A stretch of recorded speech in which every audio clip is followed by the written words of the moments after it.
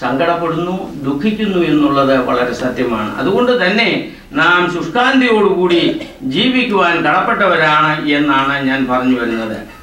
അപ്പോൾ അവർക്ക് വേണ്ടി നാം പ്രാർത്ഥിക്കുന്നു എന്ന് പറയുമ്പോൾ കർത്താവായ യേശുക്രിസ്തുവിൻ്റെ ജീവനുള്ള ശരീരത്തിലെ അവയവങ്ങൾ എന്നുള്ള രീതിയിൽ കാണപ്പെടാത്തവരും കാണപ്പെടുന്നവരും ഇനിയും ജനിക്കുവാനിരിക്കുന്നവരുമായ ആത്മാക്കളൊക്കെയും സഭാശരീരത്തിലെ അംഗങ്ങളാണ്. അതുകൊണ്ടാണ് അവർക്ക് വേണ്ടി നാം പ്രാർത്ഥിക്കുന്നത്. ശരീരത്തിൻ്റെ ഒരവയവത്തിന് ഒരു വേദന സംഭവിച്ചാൽ ശരീരം മൊത്തം വേദനിക്കുന്നു എന്നാണ് പൗലോസ് അപ്പോസ്തലൻ പറയുന്നത്. അതുകൊണ്ട് നമുക്ക് വേദന അനുഭവിക്കുമ്പോൾ അവരും വേദനപ്പെടുന്നു. അവരെ നാം ഓർക്കാതെ ഇരിക്കുമ്പോൾ, അവർക്ക് വേണ്ടി പ്രാർത്ഥനയിൽ നാം ഒരുമപ്പെടാതെ ഇരിക്കുമ്പോൾ ആ വിടവ് അവിടെ കൂടുകയും ആ ബന്ധം അറ്റുപോവുകയും ചെയ്യുവാൻ സാധ്യതയുണ്ട്. അതുകൊണ്ട് നമ്മുടെ പ്രിയപ്പെട്ടവർക്ക് വേണ്ടിയിട്ട് പ്രാർത്ഥിക്കുവാൻ നമുക്ക് ചുമതലയുണ്ട്. ഇപ്പോൾ ആധുനിക കാലം വന്നപ്പോൾ അതുകൊണ്ട് എന്താ പ്രയോജനം എന്നുള്ളതാണ്. അതൊരു മെറ്റീരിയലിസ്റ്റിക് തിങ്കിങ് ആണ്. അങ്ങനെ മെറ്റീരിയലിസ്റ്റിക് തിങ്കിങ്ങിലല്ല നമ്മുടെ പിതാക്കന്മാർ ആരാധനകളൊക്കെയും ക്രമീകരിച്ചിരിക്കുന്ന ആത്മീയ തലത്തിലാണ്. ഈ ആത്മീയ തലവും ലൗകിക തലവും മെറ്റീരിയൽസും എല്ലാം കൂടെ മിക്സപ്പ് ചെയ്യുമ്പോൾ കൺഫ്യൂഷനാണ് ഉണ്ടാകുന്നത്. സ്പിരിച്വൽ മാറ്റേഴ്സ് സ്പിരിച്വൽ തലത്ത് മാത്രമാണ് ചിന്തിക്കേണ്ടത്. അങ്ങനെ വരുമ്പോൾ ഇത് നമ്മുടെ ഒരു ചുമതലയാണ്. പ്രതിഫലം കൊടുക്കുന്നത് ദൈവമാണ്. ഇപ്പോൾ നിങ്ങൾക്കറിയാം, വലിയ കുറ്റത്തിലകപ്പെട്ട് തൂക്കിക്കൊല്ലാൻ വേണ്ടി ജിയാൾഹക്ക് ഈ അവിടുത്തെ മുൻ പ്രസിഡന്റിനെ വിധിച്ചു. റോമായിലെ പോപ്പ് പോലും അവനെ തൂക്കിക്കൊല്ലരുത് എന്ന് പറഞ്ഞ് എന്താണ് മാനുഷികമായ ഒരു ചുമതലയാണ് ചെയ്തത്. പക്ഷെ കേട്ടില്ല. അതുപോലെ മക്കളാകുന്നു നമുക്ക്, ബന്ധുമിത്രാദികളാകുന്നു നമുക്ക്, സഹവിശ്വാസികളായ നമുക്ക് എൻ്റെ കർത്താവേ ഇവരോട് ക്ഷമിക്കണമേ, ഇവരോട് കരുണ തോന്നണമേ എന്ന് പറയുവാൻ മക്കളെന്നുള്ളതിൽ അവകാശമുണ്ട്. ആ അവകാശം നമ്മൾ ഉപയോഗിക്കുന്നു. എന്നാൽ കരുണ ചെയ്യുന്നത് ദൈവമാണ്. ദൈവത്തോട് നമ്മൾ ഇന്നത് ചെയ്യുക എന്ന് നമ്മൾ ഓർഡർ കൊടുക്കുകയല്ല. അതുകൊണ്ട് നാം പ്രാർത്ഥിക്കുമ്പോൾ നമ്മുടെ ചുമതല നിർവഹിക്കുകയും ദൈവം ചെയ്യാനുള്ള ദൈവം ചെയ്യട്ടെ. നമ്മൾ ദൈവത്തെ ഡയറക്റ്റ് ചെയ്യുന്നില്ല. You have to do like this എന്ന് ഡയറക്റ്റ് ചെയ്യില്ല. പ്രാർത്ഥന ഇപ്പോഴും ഒരു കമ്മ്യൂണിക്കേഷനാണ്, ഡയറക്ഷൻ അല്ല. അതുകൊണ്ട് പ്രിയമുള്ളവരെ, as a matter of our duty, ഈ spiritual duty, we have to remember and pray for the departed souls. മൂന്നാമതായിട്ടുള്ള ഒരു കാര്യം എന്ന് പറയുന്നത്, ജീവിച്ചിരിക്കുന്ന നമുക്ക് വേണ്ടിയിട്ടാണ് ഈ ആരാധനയുടെ പ്രധാന ഭാഗവും ഓർമ്മിച്ചിരിക്കുന്നത്. ഇതാകുന്നു നിന്റെ അന്ത്യമെങ്കിൽ നീ എന്തിനാണ് സ്ഥാനമാനങ്ങളിൽ അഹങ്കരിക്കുന്നത് എന്നൊക്കെ പറഞ്ഞ് ഒരു വലിയ പ്രാർത്ഥനകളുണ്ട്. ഈ സകല ഉപദേശങ്ങളും സകല തിയോളജികളും അവസാനം ഈ ശവപ്പെട്ടിയിലാണ് ചെയ്യുന്നത്. അതുകൊണ്ട് ഈ ലോകത്തിൽ നാം എത്ര വലിയ സ്ഥാനമാനങ്ങൾ അലങ്കരിച്ചാലും അവസാനം ഇതാകുന്നു എന്ന് നമ്മെ ഓർമ്മിപ്പിക്കുന്ന ഒരു പ്രത്യക്ഷ സംഭവമാണ് ഓരോ വാങ്ങിപ്പോകലും. അതുകൊണ്ട് നാം ബുദ്ധിപൂർവ്വം ജീവിക്കണം എന്നാണ് പിതാക്കന്മാർ നമ്മളോട് പറയുന്നത്. ഈ ലോക ജീവിതത്തിൻ്റെ നശ്വരതയും വരുവാനിരിക്കുന്ന ലോകത്തിൻ്റെ അനശ്വരതയും നിത്യജീവന്റെ അവകാശവും വാഗ്ദത്വവും കർത്താവിനോടുകൂടിയുള്ള അനുഗ്രഹിക്കപ്പെട്ട ജീവിതവും ഹല്ലേലൂയകളും താദീശകളും സ്തുതികളും എപ്പോഴും പാടിക്കൊണ്ട് കുഞ്ഞാടിന്റെ മേശയ്ക്ക് ചുറ്റും ജൈവമായിട്ട് ഇരിക്കുന്നതായ ഒരു ചിന്ത, ആ ക്ഷേമകരമായ ചിന്തയിലേക്ക് നാം കടന്നു വരുമ്പോൾ ഈ ലോക ജീവിതത്തിൽ നാം എപ്രകാരമായിരിക്കുന്നു എന്നുള്ളത് കമ്പയർ ചെയ്യുവാൻ വേണ്ടിയാണ് ഈ പിതാക്കന്മാർ ഇതൊക്കെയും നമ്മളെ ക്രമീകരിച്ചിരിക്കുന്നത്. പ്രിയമുള്ളവരെ, അതുകൊണ്ട് നാം എന്ത് ചെയ്യണം? നിത്യതയെ അവകാശപ്പെടുവാൻ നാം അർഹരാകുന്നു എങ്കിൽ ആ രീതിയിൽ ജീവിക്കുവാൻ നമ്മെ തന്നെ ഓരോ സമയവും തിരുസന്നിധിയിൽ സമർപ്പിക്കണം. നമ്മുടെ ജീവിതത്തിൽ വന്നു പോകുന്നതായ കുറ്റങ്ങളും കുറവുകൾ കാരണം നിത്യത നമുക്ക് നഷ്ടപ്പെട്ടു പോവുകയാണെങ്കിൽ ഈ ലോക ജീവിതത്തിൽ എന്ത് നേടിയാലെന്ത്? ഒരു മനുഷ്യൻ സകല ലോകവും നേടിയിട്ടും ആത്മാവിനെ നഷ്ടപ്പെടുത്തിയാൽ അവന് എന്തു പ്രയോജനം എന്നാണ് കർത്താവ് പറഞ്ഞിരിക്കുന്നത്. അതുകൊണ്ട് ആത്മാവിനെ നഷ്ടപ്പെടുത്തുന്നതായി എന്തെങ്കിലും നമ്മുടെ ജീവിതത്തിൽ ഉണ്ടായെങ്കിൽ, നിത്യതയ്ക്ക് ദോഷം ഭംഗം വരുന്നതായി ഏതെങ്കിലും ഒരു കാര്യം നമ്മുടെ ജീവിതത്തിൽ ഉണ്ടെങ്കിൽ അവയെ മാറ്റിവെക്കുവാനും ദൈവസന്നിധിയിൽ വീണ്ടും സമർപ്പിച്ച് ദൈവമക്കളായി ജീവിക്കുവാനും ആകുന്നു ഈ ദൂതുകളൊക്കെയും നമ്മെ ഓർമ്മിപ്പിക്കുന്നത്. വാങ്ങിപ്പോയവർക്ക് ഇതിനെക്കുറിച്ചൊരു പ്രശ്നവുമില്ല. അവർ വളരെ സന്തോഷത്തിലാണ് പോകുന്നത്. കാരണം എന്താണ്? അവർ മാലാഖമാരുടെ മുഖം കാണുന്നു, കർത്താവിനെ മുഖാമുഖമായിട്ട് കാണുന്നു. അതുകൊണ്ട് അവർക്ക് അതിനെക്കുറിച്ച് വിഷമമില്ല. വിഷമം നമുക്കാണ്. അതുകൊണ്ട് ആ നിത്യതയെക്കുറിച്ചുള്ളതായ ബോധ്യം നമ്മുടെ ജീവിതത്തിൽ ദൈനംദിനം എപ്പോഴും ഉണ്ടായിരിക്കുക എന്ന് പിതാക്കന്മാർ നമ്മെ ഉത്ബോധിപ്പിക്കുകയാണ്. ഇതുകളിലൊക്കെ ഒരു പാട്ട് ഞാൻ പാടുകയാണ്. നമ്മുടെ ശുശ്രൂഷയിൽ അഞ്ചീടാമരണത്തെ ഞാൻ നിദ്രാഭീതിയുമെല്ലെന്നിൽ ദൈവം തീയിൽ നടത്തിയിടും വിധിയോ തഞ്ചിടുന്നേ ഞാൻ. വാങ്ങിപ്പോയ ആത്മാവ് ജീവിച്ചിരിക്കുന്ന നമ്മളോട് പറയുന്നതായിട്ടാണ് ഇത്. എന്താണ്?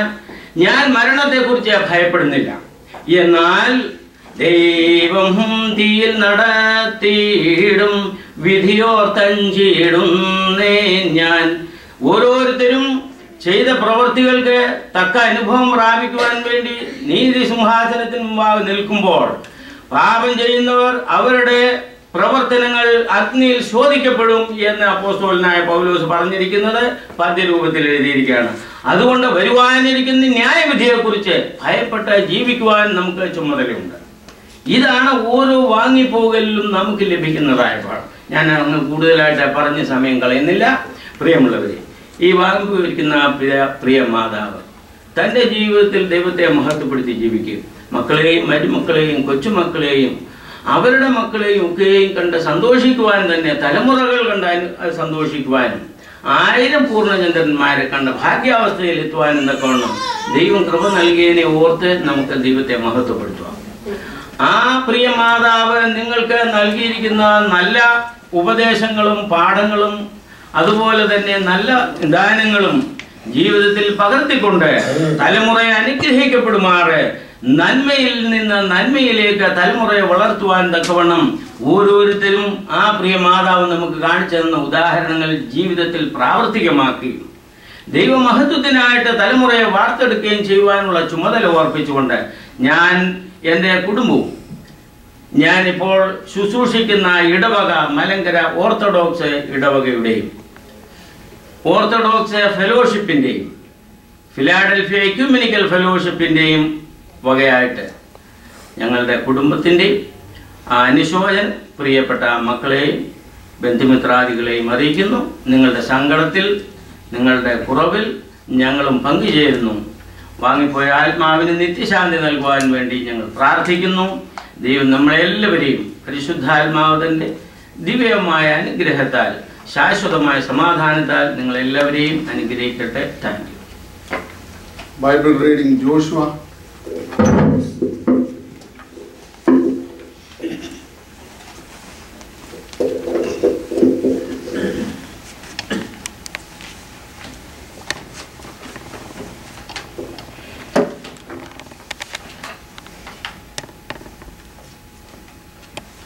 The reading this morning is taken from Psalms chapter 139, verse 1 to 5.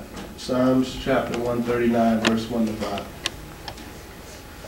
O Lord, thou hast searched me and known me. Thou knowest my down sitting and mine uprising. Thou understandest my thought far off. Thou compassest my path and my lying down, and art acquainted with all my ways. For there is not a word in my tongue, but lo, O Lord, thou knowest it altogether. Thou hast beset me behind and before, and laid thy hand upon me.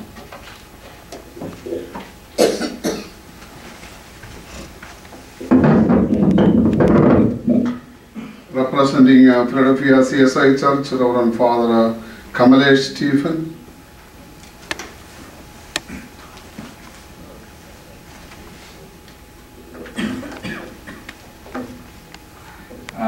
For some of you who don't know me, I am Kamalesh Stephen. I'm the associate pastor of Grace Trinity Church.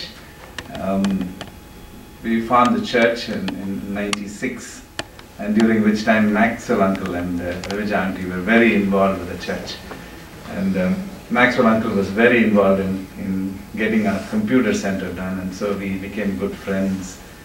And they were also part of my Bible study group that met in Bensalem. And that's how we got to know the family a little more closer. And I had the honor and privilege of preaching at Danya and Johnson's wedding. And the reason why I say this is this Achi was sitting in our table. This Ammachy was sitting in our table. and my wife and I were having coffee, and my wife was thinking about how many sugars to have in her coffee, and here was this Ammachy had her more than her share of sugar, and she looked at me and said, that's wonderful. We were thinking of how to keep our diabetes and sugar, and thinking of all those things. She never thought even a wink. And that was so beautiful to see her, just do it so easily. And that's one thing that just stands in my mind as I think of her. I wish I had known her a little bit more. I really wish. I've heard great things about her. I was wanting to come and see her at the nursing home when she was in. It's very unfortunate that I was not able to come and see her.